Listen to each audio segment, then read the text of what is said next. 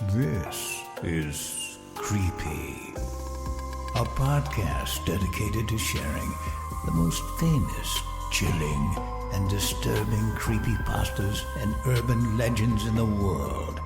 Whether these stories truly happened or are simply fabrications is for you to decide. These stories may contain graphic depictions of violence and explicit language. Listener discretion is advised.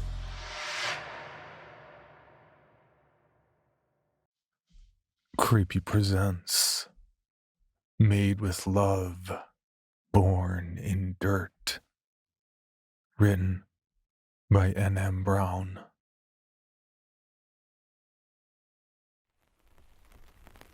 A heavy mist rolled over the lush grass of the cemetery, muting the hues of green land and blue sky with a heavy veil of gray.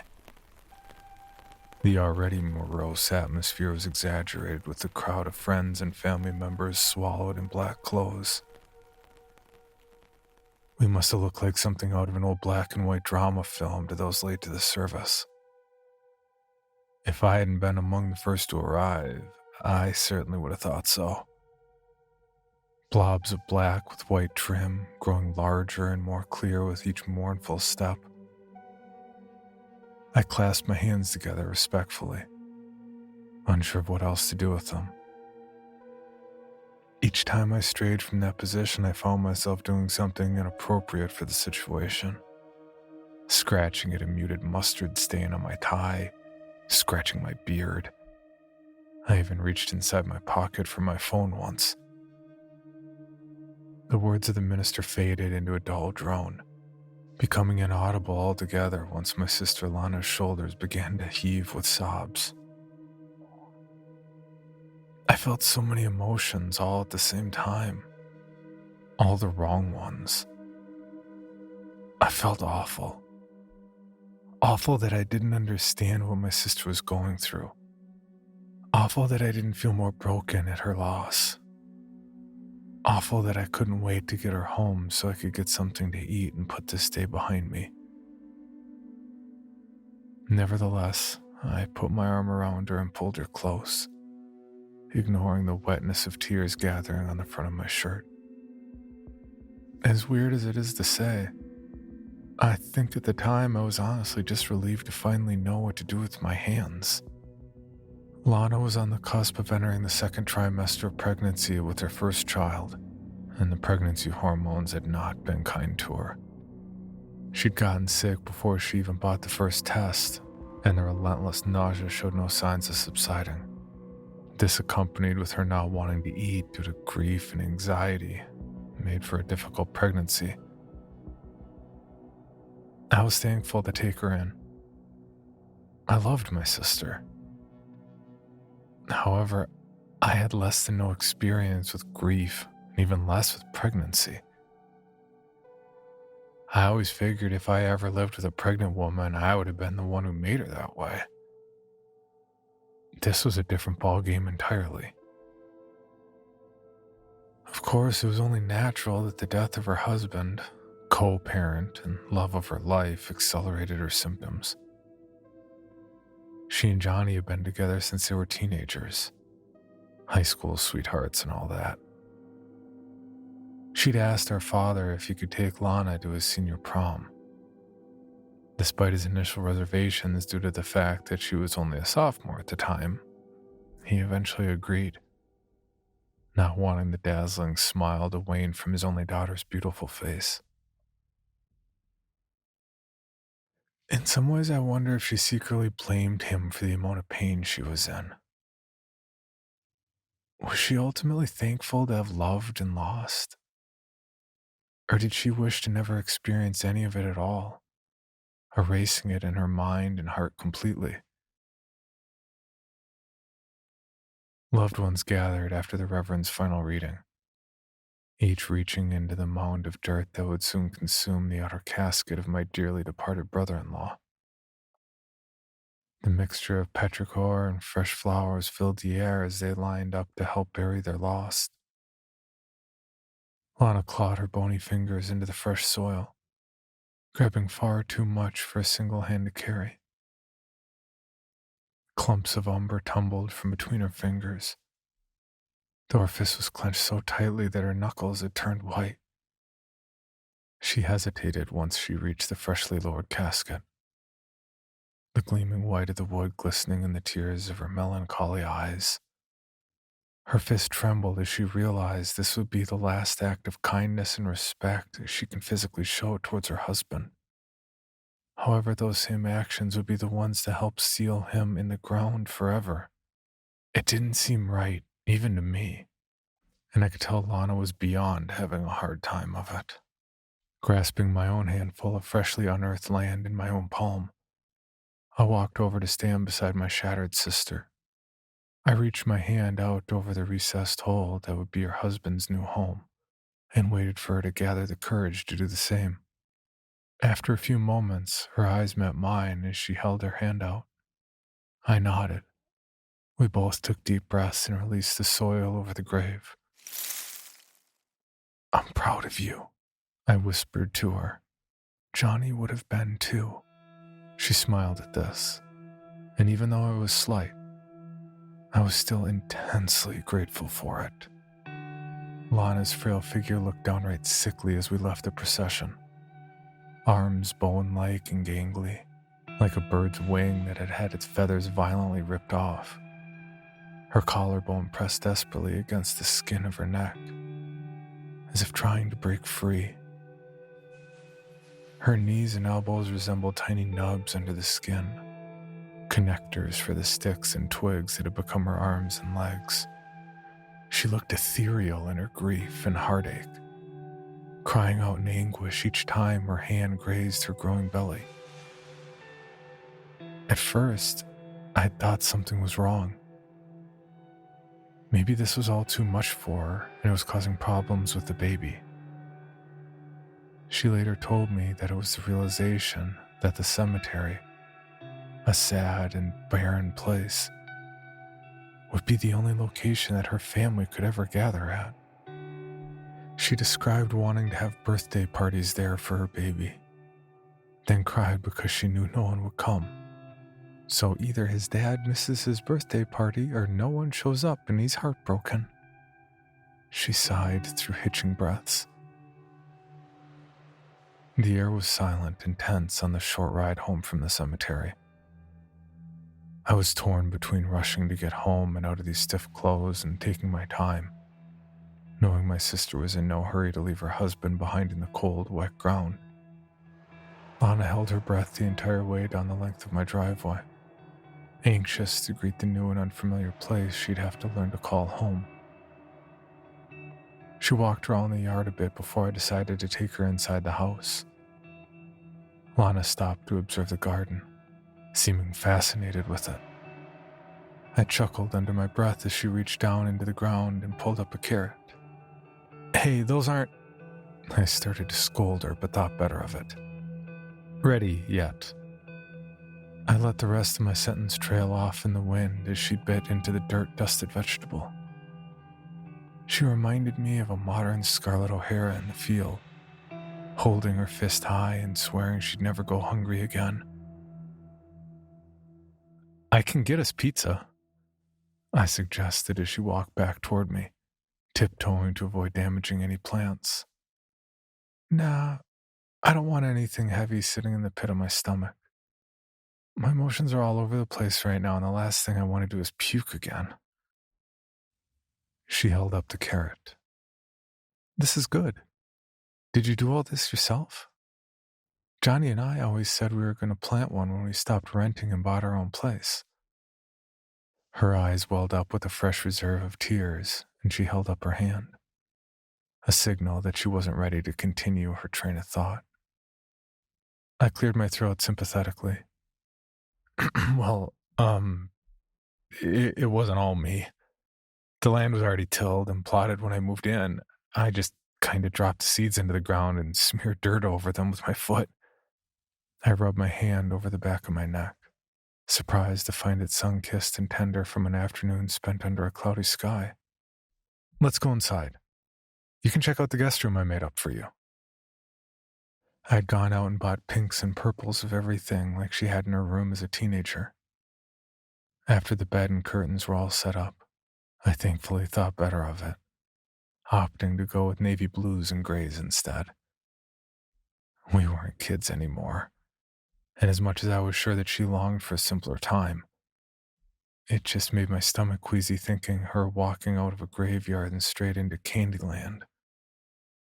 She seemed pleased with the room, just overwhelmingly tired.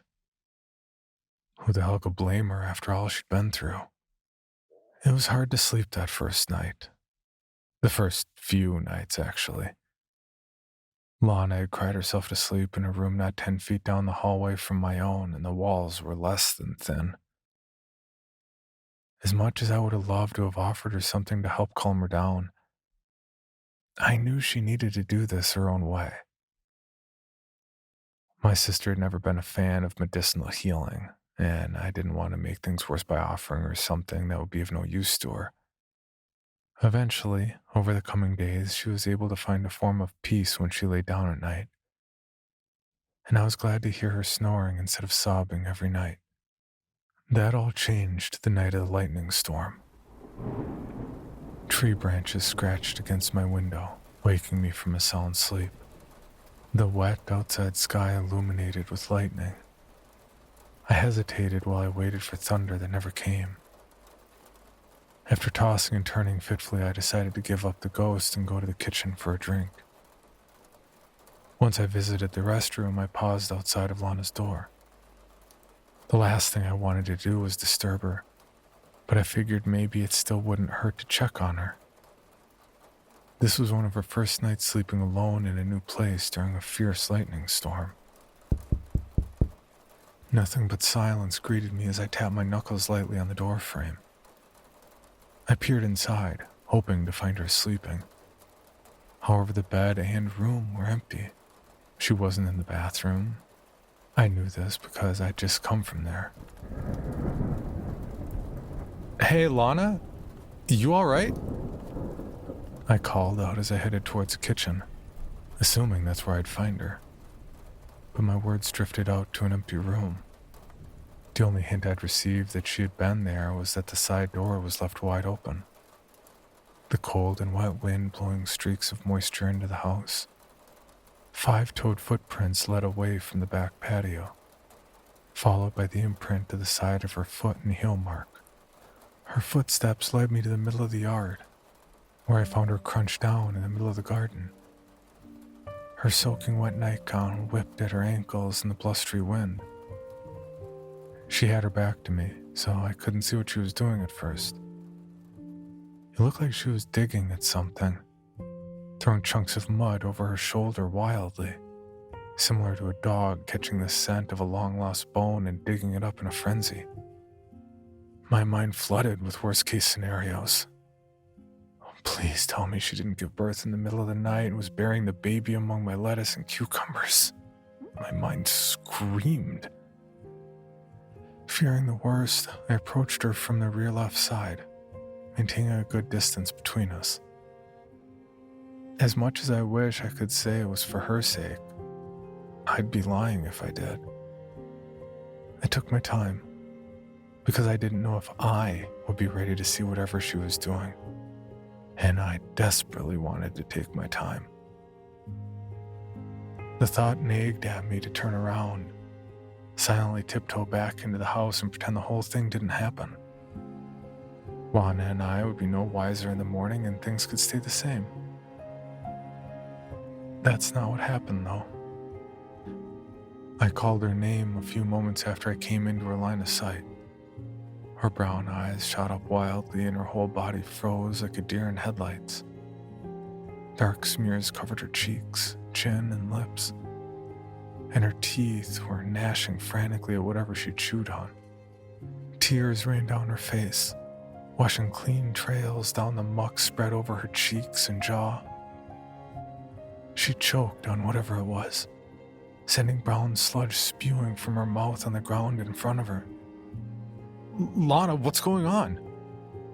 What on earth are you doing out here? It's raining like crazy and you're soaking wet." "Ray, she sputtered through slime-stained teeth. I pulled a radish from the garden yesterday and ate it. Ever since then, I can't stop thinking about the taste.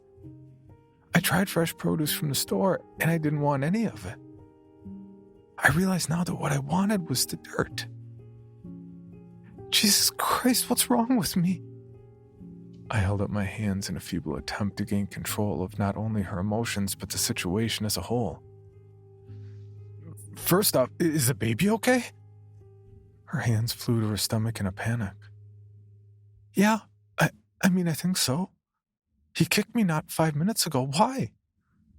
She stood up and twirled around, searching the ground in front of her dreadfully. I'm not bleeding, am I? No, nothing like that. I just got scared. I thought maybe something bad had happened and you had the baby early. I admitted ruefully. So you thought I'd just hobble out here in my nightgown and bury my baby in the garden like a head of cabbage in the middle of the night? She demanded incredulously. You watch too much ID Discovery Channel. That's what's wrong with you. With that, she strode past me and into the house, leaving an angry set of muddy footprints for me to clean up in her wake. People could call me a lot of things, but unsupportive is not one of them. I'd gotten her the most organic vegetables that I could find, cooked up mushrooms for her with the dirt they grew in and still dusted on them. Hell, I even downloaded fucking Pinterest and made her one of those graveyard cakes. You know, the ones. They have chocolate cake on the bottom, pudding in the middle, and crushed up Oreos on top to represent dirt. After it's set up, you insert little gummy worms for added effect, texture, and taste. I hoped the childishness of it all would cheer her up at least. As much as she loved it, she gagged in revulsion after only 2 bites, just as she had with everything else I'd presented her with. 2 gratefully uneventful weeks later, it happened again. I woke up to the eerie sight of Lana's empty bed and my side door wide open, leaving my house completely vulnerable and unprotected. I was a little less freaked out this time, but all the more worried. Her next appointment with the doctor was still 3 days away, and I had no idea what kind of effects the ingestion of dirt had on a growing fetus. Something was different this time. A crunching sound resonated from between her teeth. A sound that I knew dirt couldn't make. She held something unidentifiable in her hands, gripping it tightly as she ripped pieces from it with her teeth. A 4-fingered hand stuck sideways in the dirt. The missing digit eventually being gruesomely identified as the thing clutched in my sister's ravenous clutches. The meat attached tore away semi-easily, and she sucked on the bits that clung to the bone like she was eating buffalo wings. The sound alone was enough to drive someone to nausea and great mental discomfort. Holy fuck, Lana, I stammered. She dropped the bone she held in her hand, spitting out the detached fingernail into the dirt at her feet before addressing me directly. I couldn't stop. She began. Is he... She paused, as if she wasn't sure she wanted the answer to the question she was about to ask. Is he someone you knew? I jumped back, my feet sliding slightly in the mud around me. Someone I knew? No, he isn't. I gestured to the mound of dirt she was still squatting in front of. You can't have thought I did this, I demanded, my voice shaky with offense and shock. Well, it sure the hell wasn't me. I can barely put my own shoes on by myself, let alone bury a body half-assed underneath your growing garden. No, whoever did this put him here before you started planning. How did I not notice it while digging before? With all the rain we've had this month, there was bound to be erosion of the soil, more than you could have caused yourself by digging. We need to call the police, I said flatly. Yeah, sure, Ray. And say what? Hi, can you please send someone out? I just found my sister eating the body that's buried in the garden in my backyard. We are both just as fucked here. That's a Child Protective Services wet dream, not to mention all the questioning and possible prison time for a murder that neither of us committed. Another thought entered my mind. pushing everything else over the precipice of vital importance. So it's not the dirt you're craving, but... I paused, grabbing a lump of fat from my arm between my thumb and forefinger. This? I gagged in spite of myself, not wanting to hurt my sister's feelings. I knew better than to make her uncomfortable by waiting for an answer that we both already knew. A few days later, Lana and I took a walk around the town plaza to get her out of the house and expose her to some much-needed fresh air and socialization. Someone had run over a squirrel in one of the pathways that we had to cross to get to the other row of shops. Lana froze in place the instant she saw it.